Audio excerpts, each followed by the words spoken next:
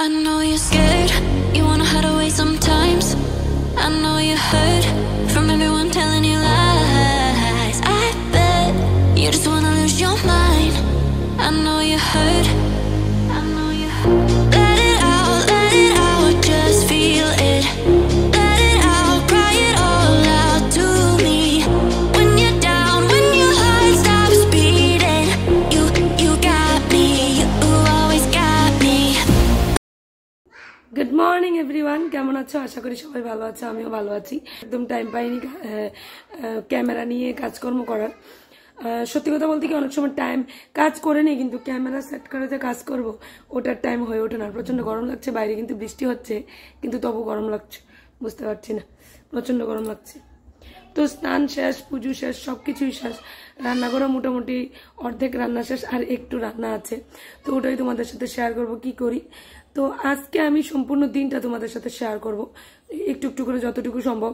এখন থেকে স্টার্ট করলাম, যদিও সকাল, কিন্তু এতটা সকাল নেই। তো এখন যাব আবার রান্নাঘরে। মাধবের শরীরটা ভালো না, দেখবে বাচ্চা কাচ্চার জ্বর থাকলে বা শরীর অসুস্থ থাকলে কি হয়েছে, আস। তো মাধবের শরীর ভালো নেই, মাধবেরও জ্বর আজকে 2-3 দিন ধরে। তো এই জন্য ভাল লাগছিল না, মনটা শান্তি নেই। তো ভাবলাম বসে থেকে তো আপনি কাজ তো করতে হবে, তো শুট করে নেব। তো এই জন্য আজকে আবার ব্লগ কন্টিনিউ করলাম। তো রান্না করে যাবো, এখন রান্না কি করা হবে এই সমস্ত আয়োজন টায়োজন করবো। যদিও আমাদের দুপুরবেলা একটা নিমন্ত্রণ আছে, তো রান্নার বেশি কিছু করব না। আর মাধবের জন্য একটু ডালিয়ার খিচুড়ি করে নিয়েছি, এখন ওকে ডালিয়ার খিচুড়িটা খাওয়াবো, তারপর আমি রান্নাতে যাব।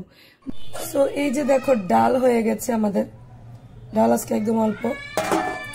আর এই যে রাইস কুকারে আজকে রাইসও করা হয়ে গেছে। আর প্রেসার কুকারে আমি মাধবনের জন্য ডালিয়া রান্না করেছি। আর দেখতে পাচ্ছ আলু, আরো কিছুটা কেটে নেব, এই আলু দিয়ে ডিম দিয়ে রান্না করব। সো স্টার্ট করে নিই, বসে থেকে তো লাভ নেই, স্টার্ট করে। তো আমি রান্নাঘরে চলে এসেছি যেহেতু, আর বসে থেকে লাভ নেই, তো শুরু করে দিলাম। আলুটাও দেখো সেদ্ধ হয়ে গেছে, এটাকে আমি ছেঁকে নেব, বাস এখন খোসাগুলি ছাড়িয়ে নেব। আর আজকে রান্না করব আমি আলু সেদ্ধ করে ডিম মাখিয়ে বড়া করে একটা ঝোল, যেটা আমার ঘরে খুব খুব খুব প্রিয়, সবার ম্যাক্সিমাম টাইমে হয়ে থাকে, তো সেটাই করব। আর আজকে আমার শরীরটা না বেশি ভালো নেই, তো 2 দিনই শরীর মোটামুটি তেমন একটা ভালো ছিল না। তো আজকে ভাবলাম যে আর দেরি নয়, আজকে আবার শুট শুরু করি। তো কথা শুনে বুঝতেই পারছো যে আমার শরীরটা তেমন ভালো নেই। তো যাই হোক, কাজ তো করতেই হবে। আর বসে থাকলে না, 1-2 দিন গ্যাপ দিলে না একটা লেজিনেস চলে আসে শরীরে, তো আরও বেশি করতে ইচ্ছা করে না। তো এই জন্য ভাবলাম যে বসে থাকলে আলসেমি কুড়িমি চলে আসবে, কাজ শুরু করে দিলে বাস অসুবিধা হবে না, তখন বাস কাজ শুরু করে দেবো। যখন কাজ করার একটা টেন্ডেন্সি চলে আসবে, তো আর থেমে থাকার সেই তাগিদটা থাকবে না আর কি। তো চলো খোসাগুলি ছাড়িয়ে নেবো আলু থেকে। প্রচন্ড গরম, ধরতে পারছিলাম না, একটু জলে হাত দিচ্ছিলাম, আবার একটু ছুলছিলাম। তো দেখো ফাইনালি সবগুলো ছুলে নিয়ে আসলাম। একটু লবণ, একটু হলুদ, পেঁয়াজ কুচি করে দিয়েছি, আর একটু ময়দা দিয়ে নিলাম। একটু ভালোভাবে মাখিয়ে নেব, মাখিয়ে নিয়ে তারপর ডিম দিয়ে দেবো। আর ইদানিং মাধবের শরীরও ভালো যাচ্ছে না, বুঝতে পারছি না, মাধবের থেকেই নাকি আমার ইনফেকশনটা হয়ে গেছে, শরীরটা ভালো লাগছে না, কেমন জানি ভেতর ভেতর একটা জ্বর জ্বর ভাব লাগছে, হাত পাগুলি প্রচণ্ড ব্যথা করছে, বুঝতে পারছি না। তো ট্যাবলেট খাইয়ে চলছি, একটু সুস্থ লাগলে উঠে যাচ্ছি, আবার অসুস্থ লাগলে ট্যাবলেটটা খেয়ে নিচ্ছি, এরকমভাবেই চালিয়ে নিচ্ছি আর কি। এই যে দেখো ডিমটা এখন ফাটিয়ে নেবো, শুধু 2টো ডিম দেবো আমি, বেশি ডিম দেবো না। আরেকটা জিনিস হলো, আজকে আমার শাশুড়ি মা বাড়িতে নেই, যেহেতু বাড়িতে নেই তো রান্নাবান্না তেমন কিছু তোর জোরও নেই, তো ভাবলাম সিম্পল একটা রেসিপি করে নিই। তো তোমাদেরকে প্রথমেই বলেছি যে আমাদের একটু নিমন্ত্রণ আছে যাওয়ার জন্য, তো মন্দিরে যাব প্রসাদ নিতে। তো ওখানে যেহেতু আমি আর সোনাই চলে যাব, তো ঘরে খাওয়ার বাকি শুধু আমার হাজব্যান্ড আর আমার ছেলে। তো মাধবের জন্য তো আমি একটু ডালিয়ার খিচুড়ি করে নিয়েছি, ইদানিং ওর শরীর ভালো যাচ্ছে না, তো একটু হেলদি কিছু দেওয়ার চেষ্টা করছি। তো এই বড়া করে ঝোলটা আবার সোম খুব ভালোবাসে, তো এই জন্য এটাই করে নিচ্ছি। আর মাছ টাছ আনতে আমি না করেছি, কারণ ইদানিং মাছ খাওয়া হয়েছে, তো ওকে বলেছি যে এখন আর মাছ আনবে না, 2-1 দিন মাছ একটু বন্ধ থাকুক। আবার সামনে আসছে একাদশী, তো ভাবলাম এখন থাক। আর শরীরটা তেমন ভালো যাচ্ছে না যেহেতু, তো সিম্পল ইজি রান্না করি। আর এইদিকে দেখো ভাজাগুলো হয়ে যাচ্ছে, বড়াগুলো করে নিচ্ছি, একসাথে সমস্ত কিছু করে নেবো। তো চলো আগে মশলাটা রেডি করি। মশলাতে দিয়েছি আমি গোটা গরম মশলা, ধনে গুঁড়ো, জিরে গুঁড়ো, আদা, কাঁচা লঙ্কা আর টমেটো, এগুলো দিয়ে নিয়েছি বাস, আর অন্য কিছু দেব না। তো মশলাটা চলো পেস্ট করে নিলাম। এখন বড়াগুলো করে বাস নামিয়ে নেব। নামিয়ে নিয়ে আবার সেই গোটা গরম মশলা সম্বার দিয়ে, তারপর পেঁয়াজ কুচি করে দিয়ে, তারপর সম্বারটা দিয়ে মশলাগুলি দিয়ে নেব। তো মিক্সার মেশিনটার মধ্যে পেস্ট করেছি, এখন মেশিনটাকে ভালোভাবে গুছিয়ে রেখে দেব। সঙ্গে সঙ্গেই গুছিয়ে নিই, নয়তো টাইম থাকে না, এক জায়গায় পড়ে থাকে। তো আমি আবার একটু গুছানো গাছানোটা পছন্দ করি বেশি, যতটুকু সম্ভব চেষ্টা করি। জানি ছোট্ট বাচ্চা থাকলে তেমনটা হয়ে ওঠে না, তো তবুও চেষ্টা করে থাকি। তো এই যে দেখো পেঁয়াজগুলো দিয়ে দিয়েছি, পেঁয়াজটাও ভাজা হয়ে এসছে যখন, এখন মশলাটা দিয়ে দিয়েছি। আর ওইদিকে একটু আরেকটা কড়াইতে তেল বসিয়ে দিয়েছি, বড়া করে নেব। কারণ সুনাইকে একটু বড়া, গরম গরম বড়া করে দেবো। আর এইদিকে সুনাইকে বসিয়েছি অঙ্ক করার জন্য, আমি টাইম পাই না যেহেতু। তো এক সাইডে রান্না করছি আর এক সাইডে ওর জন্য ওকে একটু হেল্প করে দেখিয়ে দিচ্ছি। এই যে দেখো আলাদা বাটিতে করে রেখেছি, বাকিটা রেখে দিয়েছি। তো রান্না বান্না শেষ করার পর আমরা রেডি হয়ে গেলাম। আমি আর সোনাই তো খাইনি, তো হাজব্যান্ডকে দিয়ে দিয়েছি। বাকি যে তরকারিটা ছিল, ঝোলটা ছিল, এটা রেখে দিয়েছি। তো চলে যাবো এখন। আর মাধবের শরীর যেহেতু ভালো না, ওকে খাইয়ে একটু খিচুড়ি খাইয়ে ঘুম পাড়িয়ে নিয়েছি। তো নেমন্ত্রণ তো চলে গিয়েছিলাম, এসে একটু ন্যাপ নিয়ে নিয়েছি। উঠার পর দেখি সন্ধ্যা হয়ে যাচ্ছিল, তো ভাবলাম তোমাদেরকে একটু দেখিয়ে দিই। দেখো কি পরিমাণ বৃষ্টি নেমে গেছে, তো দেরি করে লাভ নেই, সন্ধ্যা প্রদীপ দিতে হবে। তো রেডি হচ্ছে, ভাবলাম তোমাদের সাথে একটু শেয়ার করি বাজারটা। ছাতা নিয়ে সবাই চলে যাচ্ছে দেখো।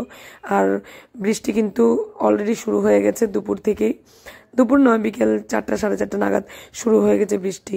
আর এই যে দেখো আমার ধনেপাতা গাছগুলি এই বৃষ্টি হওয়াতে না ভালো গ্রো করছে। তো চলো সন্ধে পুজোটা সেরে নেই। এই যে সন্ধ্যা প্রদীপ দিয়ে দিচ্ছি। তোমরা মাধব আর সোনায় বসে খেলাধুলা করছে, তো সন্ধ্যা প্রদীপটা দিয়ে নিলাম আমি। একেবারে প্রভুকে সজ্জা দিয়ে দেবো, বাস হয়ে যাবে। তো চলো আবার দেখা হচ্ছে তোমাদের সাথে সেই চা নিয়ে। এই যে শিবশম্ভুকেও নিদ্রা দিয়ে দেবো। চলো মাধব আর সোনাই কি করছে দেখি। এই যে ওরা বসে এখানে খেলাধুলা করছে। মাধব কই, হাই বলা।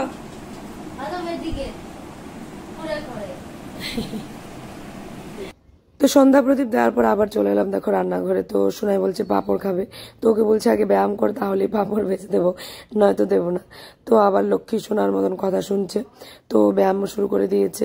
আর এদিকে মাধব তো আমার সাথেই আছে, এপাশ ওপাশ এদিক সেদিক ঘুরছে। তো বলছে যে পাঁপড় কিভাবে ভাজবো ওটা সে দেখবে। তো আমি বললাম ঠিক আছে, ছোট্ট একটা স্টেপ স্টুল নিয়ে আসো, তাহলে দাঁড়িয়ে দেখবে। তো কড়াইও বসিয়ে দেবো, বাস পাঁপড়গুলো এক এক করে ভেজে নেব। আমি সোনাই আর মাধবী খাবো। আর সোম সবসময় তো পাঁপড় খায় না, মাঝে মধ্যে যদি এক আধটা দেওয়া হয় যদি খায়, সবসময় খেতে চায় না, ওর আবার গ্যাসের প্রবলেম হয়ে যায়। তো এই জন্য আমি ওকে বলি না। তো লোহার কড়াইটাই বসিয়ে দিলাম। লোহার কড়াইয়ের পাঁপড় টাপড় ভাজলে না তেলটা থেকে যায়, নষ্ট হয় না, তো এটাতেই বসিয়ে দিলাম। আর অন্য সাইডে বসিয়ে দেবো আমি আমার চা। আর মাধবকে তো সেই দুপুরবেলায় দুধ খাইয়ে নিয়েছি। প্রচন্ড বৃষ্টি হচ্ছে, প্রচন্ড মুষলধারে রেখে বৃষ্টি হচ্ছে। আর আমি এখানে চলে এসেছি পাঁপড় ভাজবো আর চা করব। আর মাধব আর সোনাই ঘরে আছে, তো সোনাইকে পাঁপড় ভেজে দেবো প্রথম। আমি একটু পাঁপড় আর চা খেয়ে নেবো, অন্য কিছু খেতে ইচ্ছে করছে না। কারণ দুপুরবেলা গেছিলাম ওই যে নেমন্ত্রণ প্রভুর প্রসাদ নিতে রাম ঠাকুর আশ্রমে, মাধবনকে তো খাইয়ে দিয়েছি, এখন দেখি। তো এক এক করে সমস্ত পাঁপড়গুলো ভেজে নেব। আর মাধব এই পাঁপড়গুলো খুব ভালোবেসেছে। আর এই পাঁপড়গুলো না সাগর পাঁপড়, তো ভাল লাগে এগুলো, চা দিয়ে খেতে বেশ ভালো লাগে। তেমন কি বলবো, একদম লবণ বেশি থাকে না এগুলোর মধ্যে। তো নিজে এক হাতে ক্যামেরা ধরে আরেক হাতে আমি ভাজছিলাম, এর জন্য একদম মানে কি বলবো নাড়াচাড়া হচ্ছিল ক্যামেরাটা। তো দেখো পাঁপড়গুলো ভেজে নিচ্ছি, ওই যে দেখতে পাচ্ছ।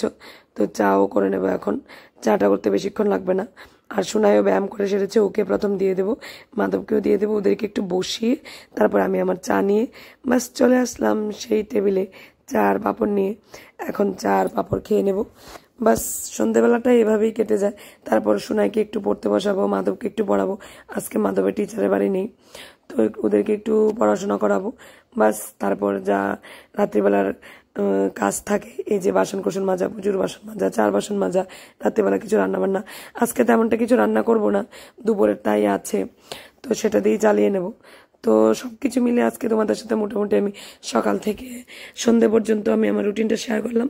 আশা করি তোমাদের ভালো লাগবে। যদি ভালো লেগে থাকে তাহলে প্লিজ লাইক করবে, কমেন্টস করবে অ্যান্ড শেয়ার করবে।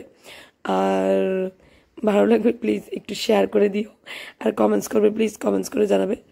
তো ভালো থাকবে সবাই। Till then, bye by.